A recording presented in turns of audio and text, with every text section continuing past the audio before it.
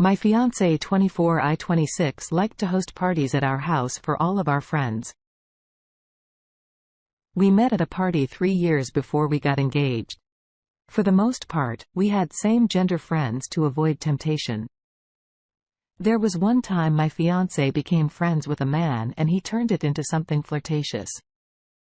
So she told me right away and stopped communicating with him. That's the proper way to handle someone coming onto you when you're engaged to be married. So she built trust with me more than once, which is why what she did came as such a shock to me. I'll admit that during the week before this party we had, I was focusing a lot on my writing jobs. It involved a lot of focus on my computer without interruption. So when the night of the party came, I promised her I wouldn't work so we could have a good time. Well, we mingled together for some time. But one of my friends started behaving really weirdly. I became concerned for him and started paying extra attention to him. He told me something about the medicine he took along with drinking alcohol. He started twitching and struggling to breathe. I decided to call an ambulance for him. He groggily asked me to go to the hospital with him because he was scared. So I did. I texted my fiancé's phone to let her know what was going on. I didn't get a reply. It was 3 a.m. By the time I returned home, my friend was staying in the hospital overnight. I walked upstairs half asleep and didn't find my fiancé in our bedroom. I went to the guest room and found the door locked. I started knocking on the door loudly, asking for my fiancé. She opened the door half asleep wearing only a blanket. My childhood best friend was half asleep on the bed, only covered by a sheet. I could see fear setting in both of their faces. I asked her what the hell they were doing and she started crying saying it was my fault for leaving them alone while they drank. I couldn't believe what I was seeing. I asked if they had sex even though it was pretty obvious they did. And both of them tried to play dumb like they couldn't remember. I was in the middle of asking my fiancé to come with me when she suddenly bolted to the bathroom. I tried to come in but she locked the door. She was clean up. I looked at the man who used to be my best friend and asked him on a real personal level. If he had slept with my woman, he was instantly defeated and looked at the floor. He couldn't say anything except that he was really sorry. And he drank a lot as he got dressed. He said he hoped I could forgive him someday and left my house. My fiancé came out and said we should just forget this entire night. She didn't remember what happened. So how could I hold it against her? That was her logic. But I disagreed. We drank and partied together so much in the past. So I knew the only reason she did this tonight was that she thought she could get away with it. It was the only time I wasn't around while she drank and she took advantage of it. I told her how I was seeing things and asked her to leave. She couldn't believe it. She really didn't think that one night of drinking and sleeping with my best friend would be the end of our 5-year relationship. I told her I couldn't trust her anymore. And even if she never cheated on me again, the fact that she did would chip away at my self-esteem and sanity. She begged and cried for 3 hours while she slowly packed. At some point, she was just laying on the floor dry heaving and crying. I couldn't stand to see her like that for too long. So I went downstairs a few times to clean up the party mess when she stopped packing for too long. I told her I was going to call her dad to come help. She was mortified. She begged me not to and started packing faster. But I asked her who she wanted me to call to arrange a place for her to stay. She just started sobbing and inaudibly told me she didn't have anywhere else to go. So I called her dad. She was even more upset when he got there and started to blame me for the breakup. She couldn't admit fault to her dad because she didn't want him to be disappointed in her. He sort of got the idea of what happened for me, but I didn't tell him anything, just that we couldn't be together anymore. She was extremely embarrassed and depressed that her father was helping her pack up her stuff from her house with the party mess still all over the house. The reality of what she did the night before was stuck in her head, tormenting her. I could see it on her face. She knew I went to support my friend in the hospital and she slept with my best friend during that time. You can't really recover from that. She wanted so badly to leave a lot of her stuff there. But I insisted they take it all and even started loading her dad's truck with them.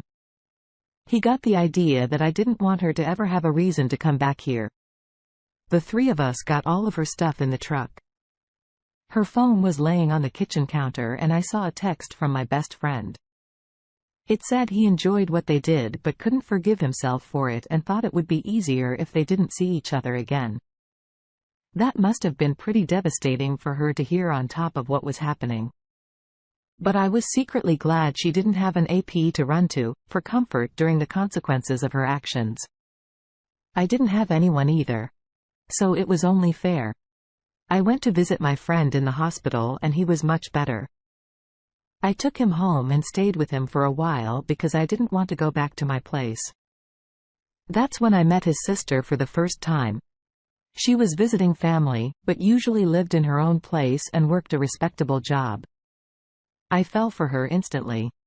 Even though it was the same day as my breakup, I developed a friendship with her for a while until I couldn't stand it anymore and asked her out. She said yes. And I had already forgotten about the betrayal. My ex dealt me. Speaking of my ex, she had to start a really crappy part-time job while living at her father's because he wouldn't let her mope around the house all day. She had no idea what she was doing with her life and started to question who she even was. I'm pretty sure she needed to go through this harsh reality check in order to grow and learn from her mistake. I didn't do anything wrong in this situation, but I learned how to cope with heartbreak properly. I think I lucked out by finding another dating prospect so soon. But I'm using self-control and independence in this process. Just because I was used to living with my partner does not mean I'm going to move in too quickly with my new girlfriend. Wow, you've been through a terrible experience there. You were being a caring and considerate friend in the midst of what was supposed to be a fun night, and you chose to get him help and go with him to the hospital.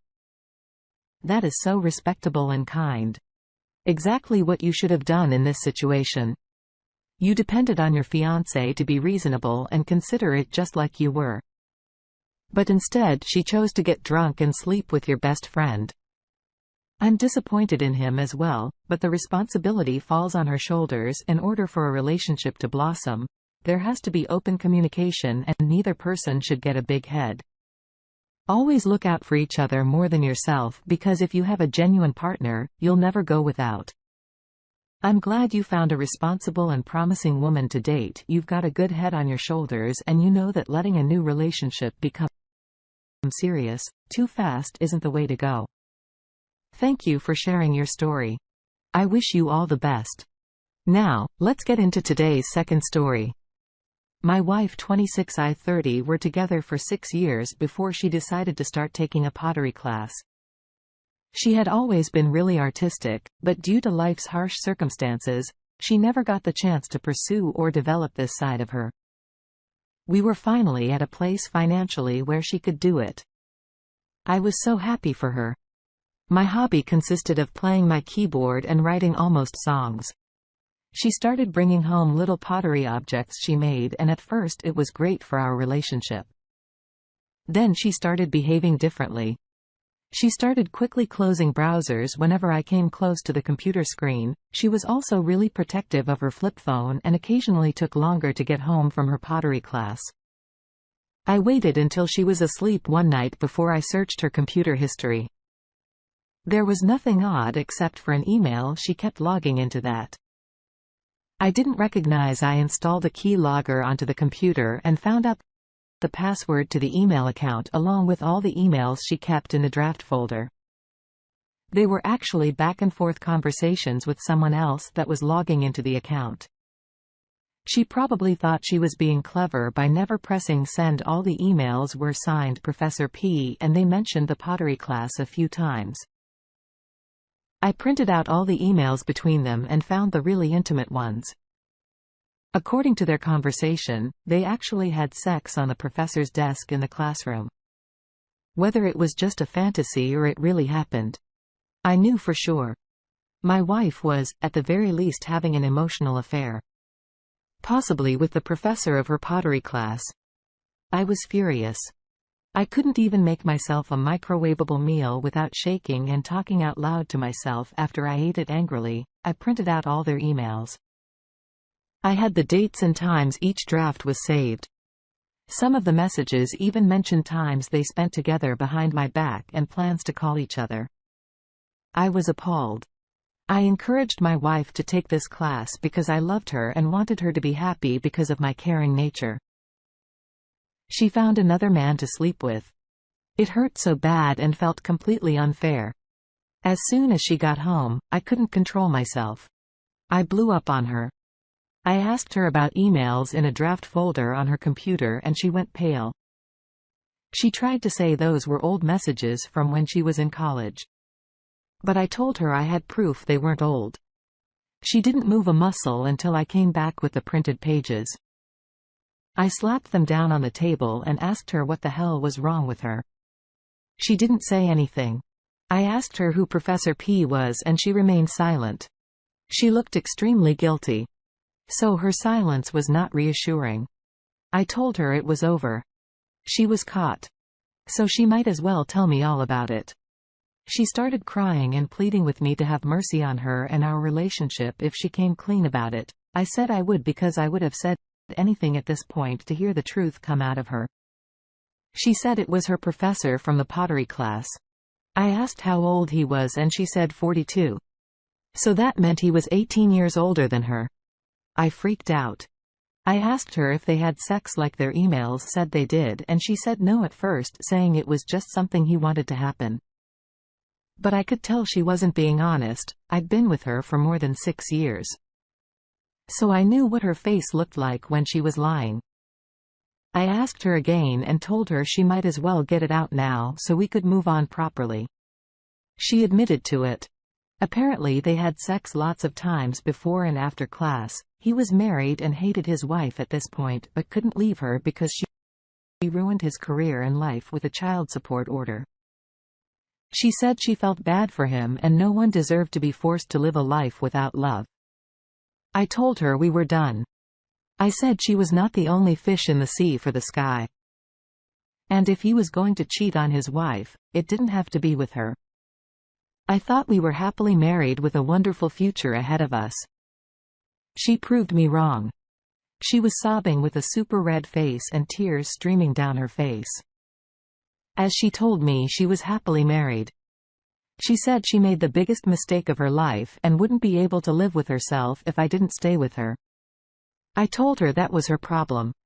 Now I had been a good husband to her, looking out for her and making sure she was happy, and it wasn't my fault. She committed adultery.